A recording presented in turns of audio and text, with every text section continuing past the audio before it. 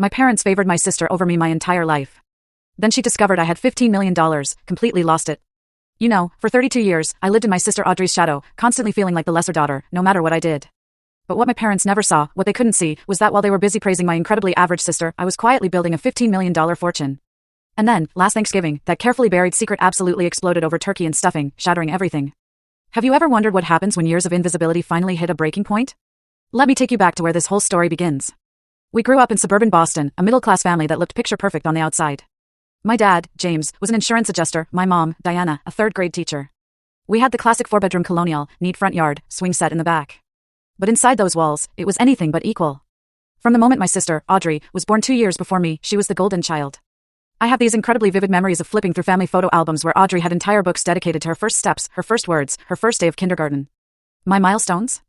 Maybe a page or two, tucked into the back of her albums, like an afterthought. It was a constant barrage of tiny paper cuts over the years.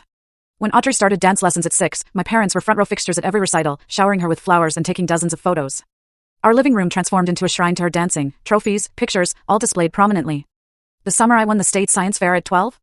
They skipped the ceremony because Audrey had a dance competition that same day. My certificate ended up in a drawer in my bedroom. Christmas mornings were a painful rerun of the same story. Audrey would unwrap expensive, specifically requested gifts, things she'd really wanted. I'd get practical items, generic presents that showed little thought. One year, it still stings, Audrey, 14, received a gorgeous white gold necklace with a sapphire pendant that perfectly matched her eyes. Me?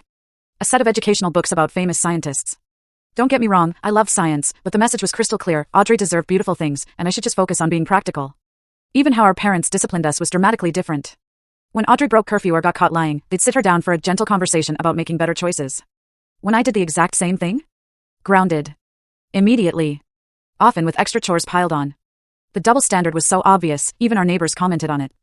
Our bedrooms told the story of parental investment, too.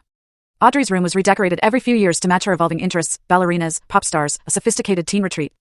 My room kept the same pale yellow walls and basic furniture from elementary school all the way through high school.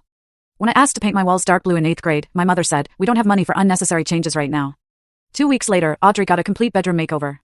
I learned early that the only path to any parental attention was through academic achievement. Audrey was a solid B student, excelling socially. Me? I pushed myself to straight A's. I joined Every and then watched the full story, link is attached below.